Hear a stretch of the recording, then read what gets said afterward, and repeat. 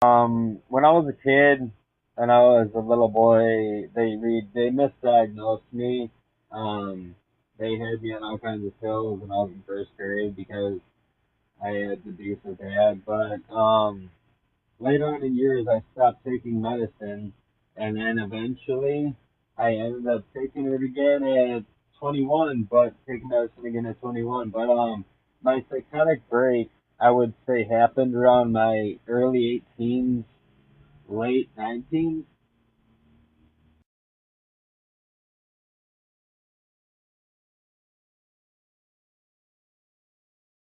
I would say yeah, but no. At the same time, I thought I was psychic. I thought I could hear everybody's voices.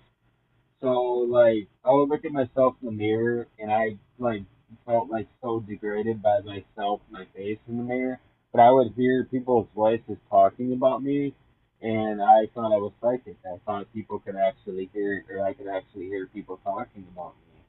And I didn't know what was going on because you hear about psychics and stuff, and then I'd be driving in the car and I'd hear and everybody talk about me when I went to the town that I grew up in, we grew up in, all that stuff. And so yeah, I was going through a breakdown there, and I thought my grandmother was poisoning me at one time. So I started taping my mouth shut, and I started waking up with the tape either salivated off my mouth or like loosened off my mouth with water. So I flipped out and cut up a bunch of clothes, urinated in the cat litter box with paper that was in the cat litter box. Just did a lot of foul things, caught a air mattress, and I was very angry, and I don't like to discuss all that, but I ate her hair, fortunately. That was not mentally stable at the time. It was difficult.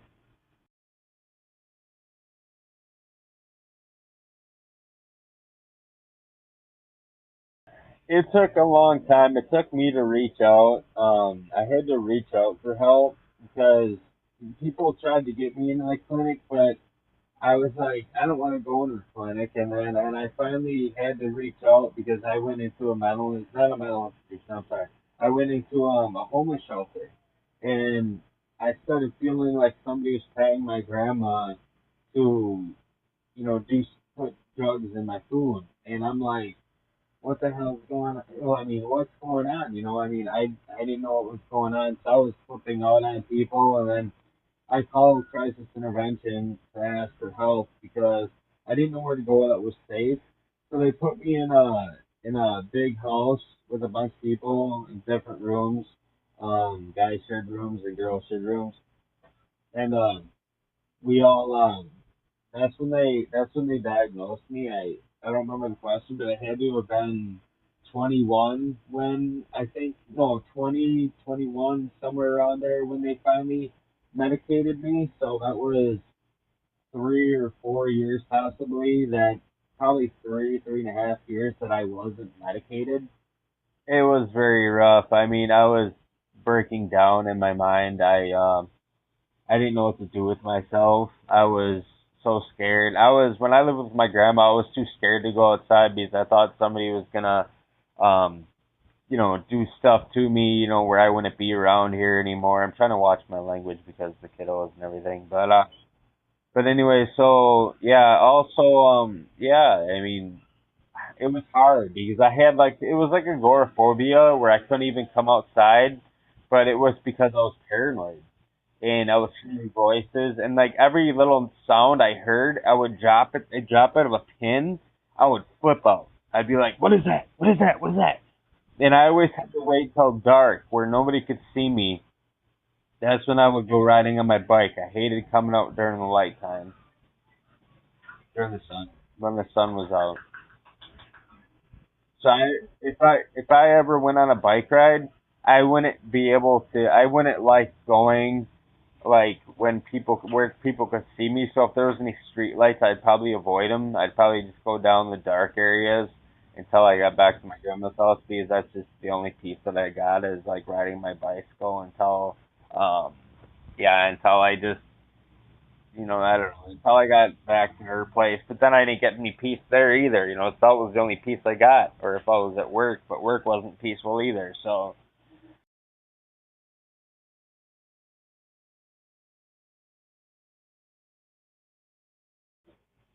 At first, they diagnosed me with schizophrenia. At first, they did, and anxiety. Um, they were testing a lot of theories on me, but my doctor mainly knew what was going on with me. She asked me a question like, do you feel like you ever walk through spider webs that aren't there? And I'm like, I feel like I walk through spider webs all the time. And so she knew exactly what I was going through. I don't know what that's related to, but she asked me all kinds of questions like, do you ever feel like somebody can read your mind and things like that? And to this day, I sometimes think people can read my mind. So I lose track. I just, woo, you know what I'm saying? It's just crazy. But so I don't remember the question, but my main diagnosis right away was schizophrenic. So after a while, they re-diagnosed me as schizoaffective, which is schizophrenia and bipolar, and OCD with psychosis. So I'm kind of all over the place, you know. But so I can kind of like figure out what is coming from where, but sometimes it's kind of hard because they can all interfere with one another and make it really hard for me to cope with the world as it is today.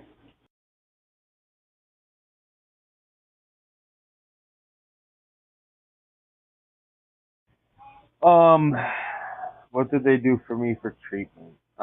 They kept me in a house for as long as I needed to keep me comfortable until they found me a place, um, which is in a kind of a homeless shelter. It was like a transitional house, but they medicated me. They tried different medications under supervision, which is the first time I was supervised in a place to make sure that I didn't flip out. And a few other times they gave me medicines which I thought made me feel better, but I was getting angry and didn't realize it. So they stopped those medicines. They like to see what I cooperated the most with, what helped me the most, would help me keep my eyes up, up at people rather than down. And for years I struggled with that even after I took medicine. So I mean, it's just a coping situation. A lot of it. So medicine's just it's kind of a band aid. Learn how to cope with your environment and be able to get medicine to like kind of help you through the day.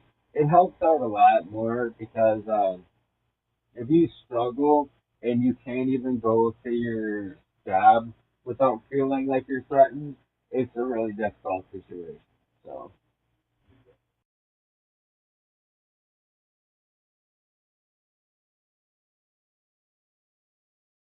well, I've had a lot of negative question or like not only questions but life reactions.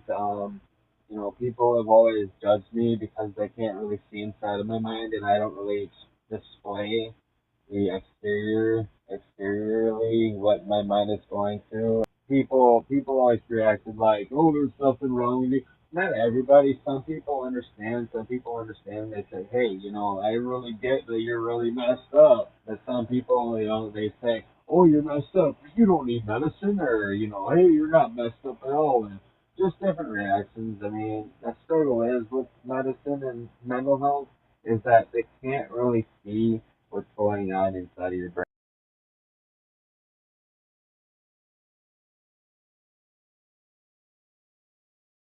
Yeah, I was wondering if I had it, but I didn't know for sure, and I didn't know what I had, but I was curious because I mean I had delusions, but I didn't know if they were real or not. So it's kind of hard to like diagnose yourself because I would have never been able to tell my doctor that's what I was when I went in to see my doctor.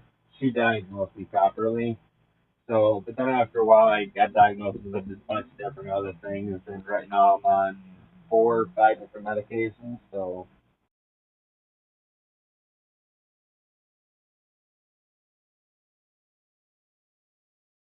yes, it is. It's in Vegas, Estania, and I take clonazepam for anxiety, and it's kind of like a mood stabilization thing too. It slows down my memory and slows down my thought, and I also take oxycarbazepine, which is for it's for bipolar.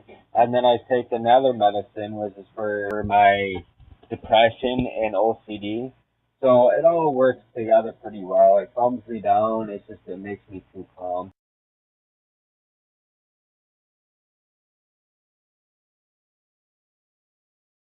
Never, never, never. Don't ever use any of the substances. The clearest mind is the best mind. Um, always, if you gotta take medicine, take your medicine, but always keep a clear mind. Don't use other substances. Why? Because the more clear your mind is, the more stronger your mind will get. The more you'll be able to cope with reality. For years, I coped that way. I'm self-medicated, and it didn't cope at all. It just destroyed my mind even more, my body, and even smoking cigarettes, it makes anxiety a heck of a lot worse than what it should be. So it's destroying me. So what I should do is just give up everything, but it's hard because when I have also an addictive personality, so like if I give up smoking, then I try. It's like I reach out to something else. So, but then the next question, if you'd like.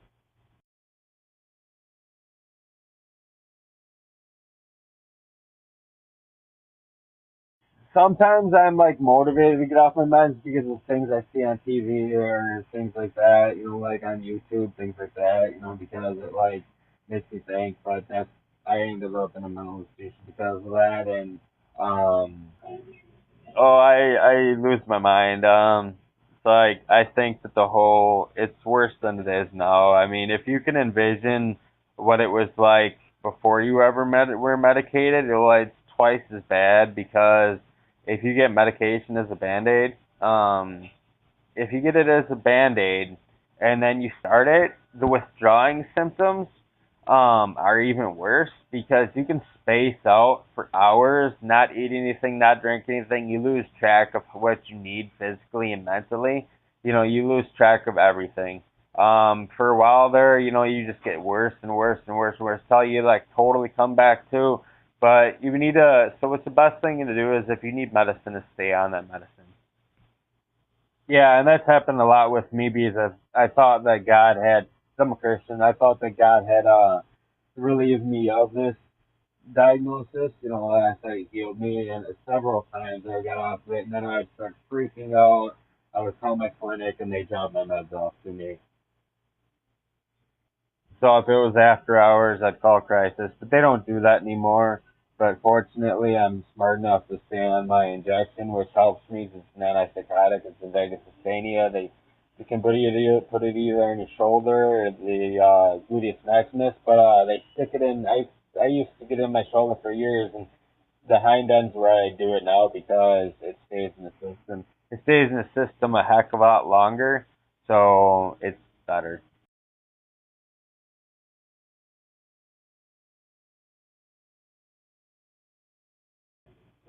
It is a disease. It doesn't go away.